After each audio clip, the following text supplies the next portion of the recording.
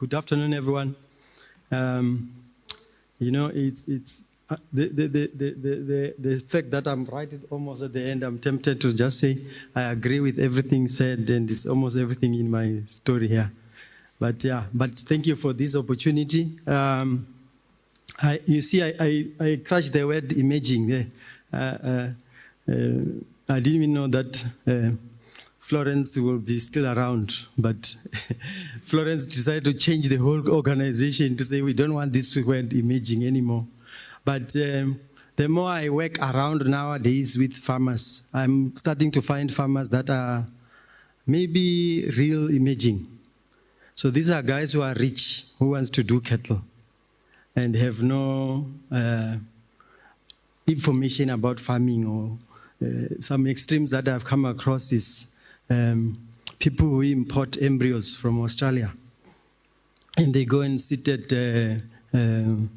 Embryo Plus, and the guy then goes around, is looking for a farm, or those who did segregate. So I came like 3 farmers who wanted to farm Wagyu, who went that route of saying they go and organize, and when they are there, they are told, no, talk to these breeders, they are already in the country. So but when you look at them, they are really imaging in all aspects of it, of saying they are new farmers. But for many years, I always like to use the word low-income farmers. So it's like, you can imagine when you are farming something that is as expensive as cattle, how complicated it becomes to actually farm cattle. So when Yapi contacted me and we talked about this, I struggled really to close my talk into one thing, but I thought maybe I just reflect on myself, because if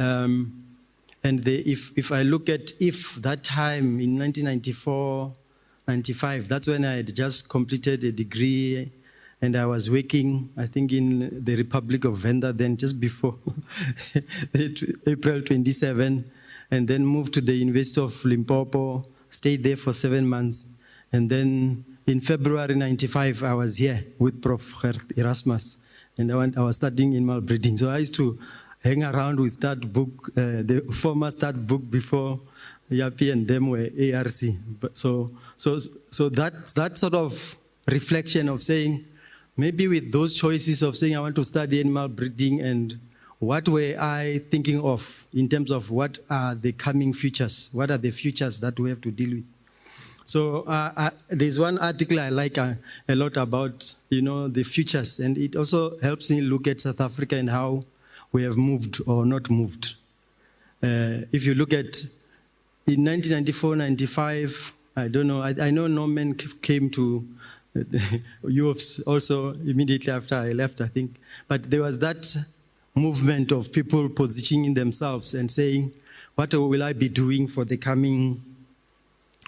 rest of my life? So almost 30 years down the line, I'm back at, that's why I was so quick to respond to Yapi, because I don't think I've ever interacted with that book for a long time.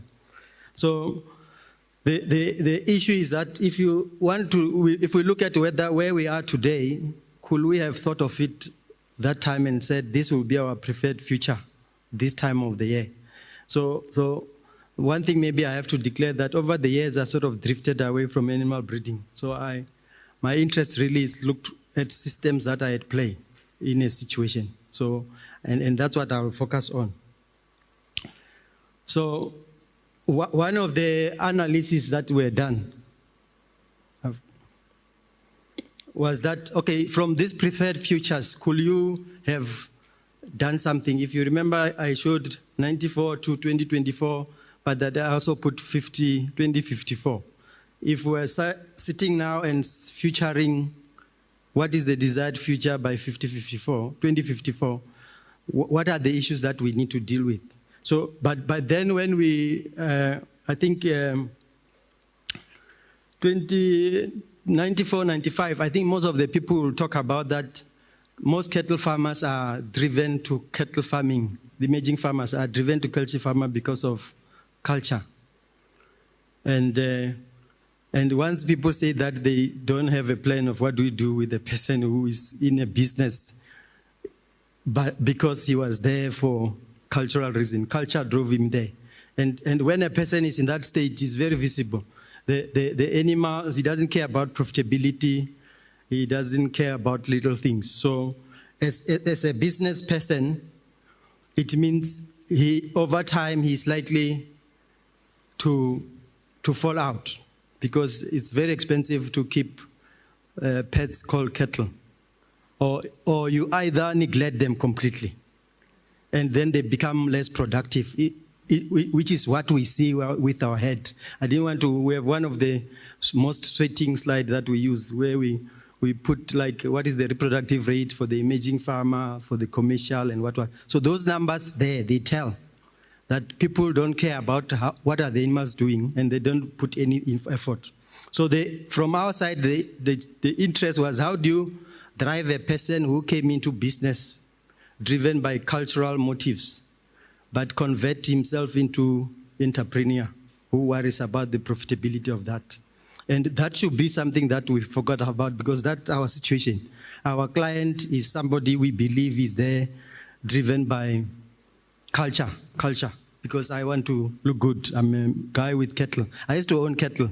And it was, even though there were 11 in a communal village, when I tell people I have cattle, they were just happy. Yeah, this guy, you feel good that, yes, I'm in cattle business. Yeah, so the other issue, I like the word resilience, because I've used it somewhere in my studies over the years. And what I've picked up, I'm going to redefine it, but I found out that to build resilience it's very critical. And I think if you look at how countries develop over the years, I think Thabo Mbeki used to have one statement where he was saying, I think around 94, 95, he was saying, with these sets of technologies and everything, we should be able to turn our country around in less than 30 years, something like that. And he will mention that the British, it took them maybe 1,000 years. The tigers of Singapore and Malaysia didn't take them that long. But because of what we have in terms of technologies and the time at which we were going into this post-94 era, you will think we will be able to do that. So the question is, could we have been able to build that resilience or work towards that? And how do individuals do that? How do you build resilience as a human being? How do you build resilience as a family or as a community or as a country? China, maybe one-child policy helped them. Maybe those are the things to do. But how do we build that? And then how do we then design interventions that we are able to do that? Or is it possible? So I've got just one slide that I'll spend a lot of time on it, which I believe is the philosophy that over the years, I believe things that we're dealing with within the emerging sector, or what I call the low-income sector, is that it's all about access to forms of capital. The classic economical capitals of, human capital, knowledge, finance. I'll go deeper into those. But the issue is the shock of those, the systems that keeps on shocking them and stress them so that they don't allow your enterprise or your business to stay where it's supposed to be. And also look at how stable are they in terms of how they are supplied or they are provided as support. So that's important. So that's a system in which we operate in, and it's very important for the stability of the system to build some resilience. And this sort of like more explanation of a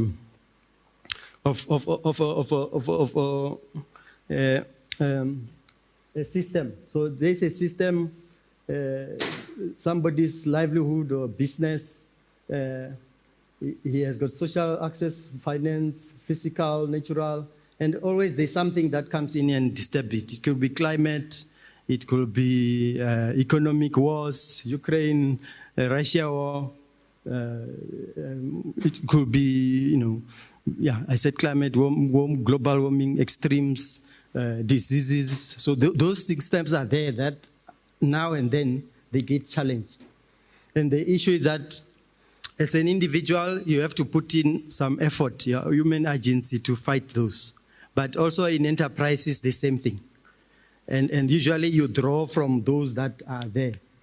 So one model that I believe a system at play that we need to, when we look at systems, when we look at the challenges we have in the sector, we should understand them in this context, because I think it's a practical way to look at it.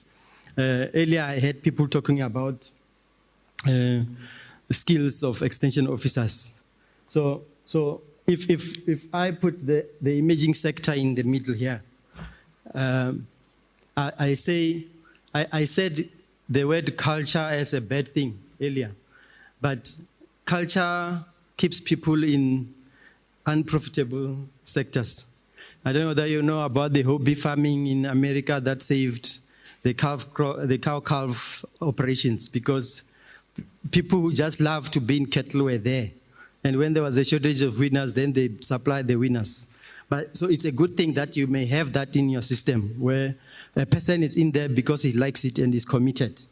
Yeah. So I just wanted to fill up what do I define all of those things. But the story here is that all these things are there. If you are farming and your animals need money or need the vet, but you don't have access to finance, then you won't bring the vet, or you won't buy the medication that you need to keep your animal in a healthy state. If you have issues of water, there's drought, there's something wrong with or grass bend, so all these things are there, but there are some that are, if you don't ensure that you are balancing all these things, you will always be in trouble as a business. One of the unusual capital that I put there is called a psychological capital, because this talks to you as an individual and how well you are prepared to put in a fight to keep your enterprise going. And this I say because I always say stud farmers don't lose animals during drought, but there are some people who lose cattle almost every year between June and August or September, because there's no food for their animals. And if you look at that, that's the human person, the person in between, who's not putting an effort to make sure his animals will have enough to eat throughout to keep them productive and in a productive state.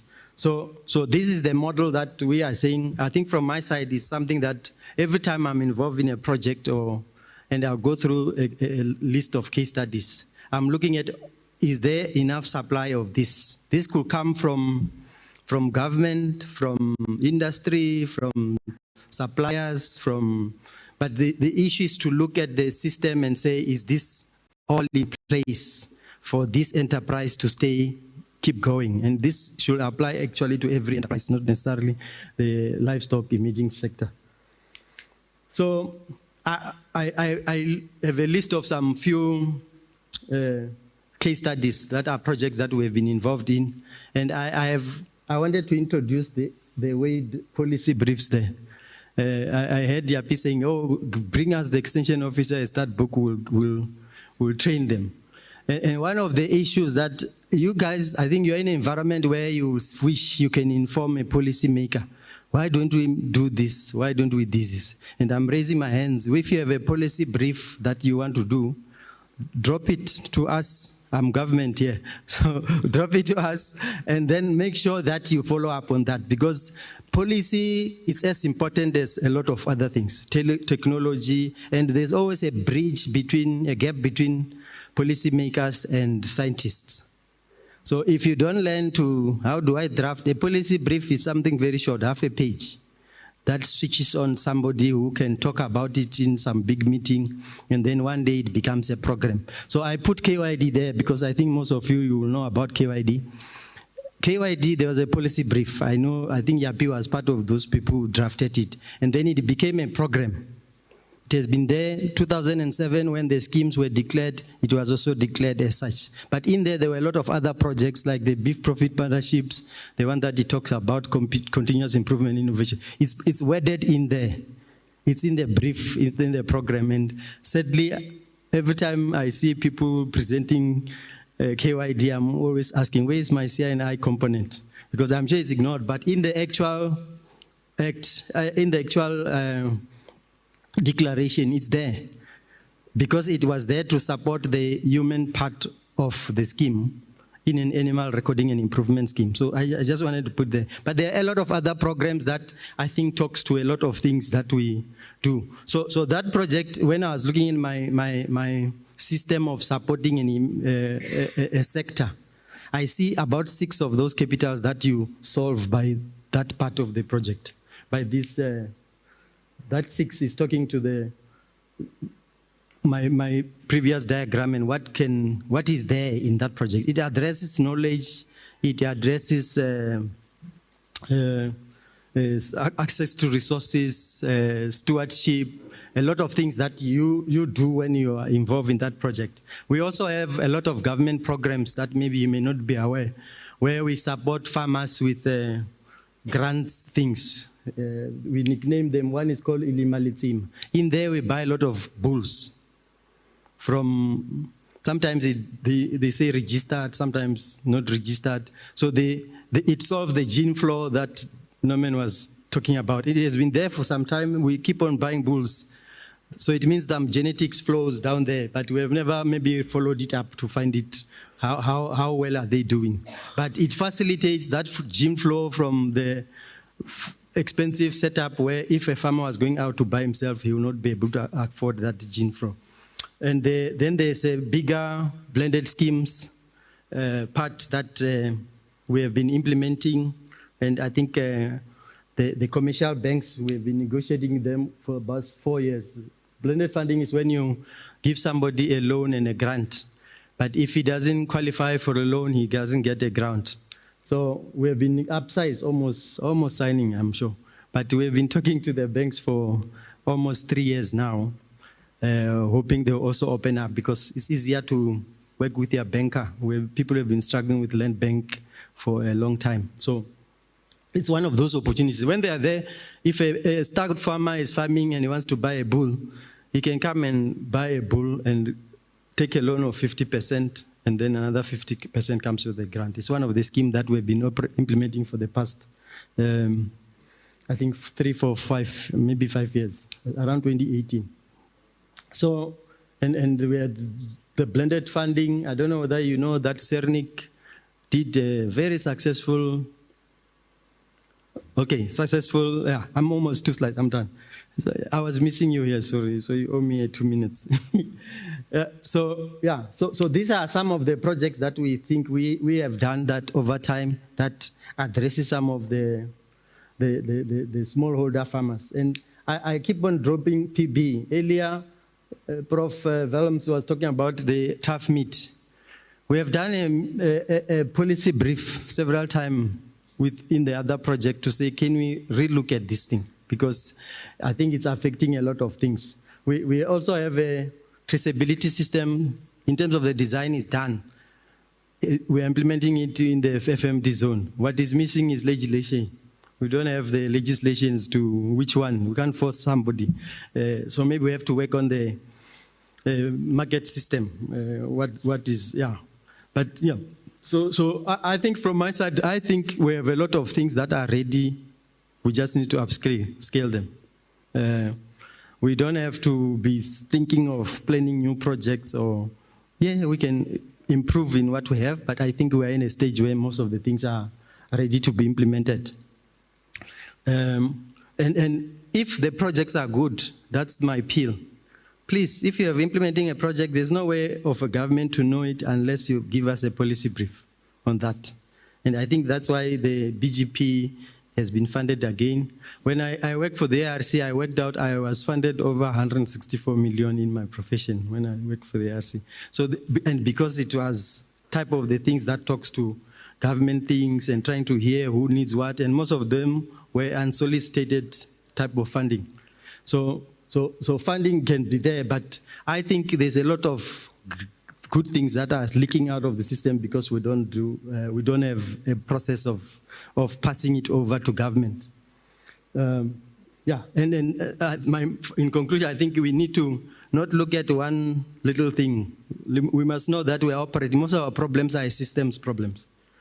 So that's why partnership and checking who is doing what. Like if I know LDS uses remis to support their farmers on the land reform farms. So if Sadbook wants to be part of that, they can call to RMIS and said, can you consider us? We can help you with this part. So the systems are there in place. Yeah, thank you.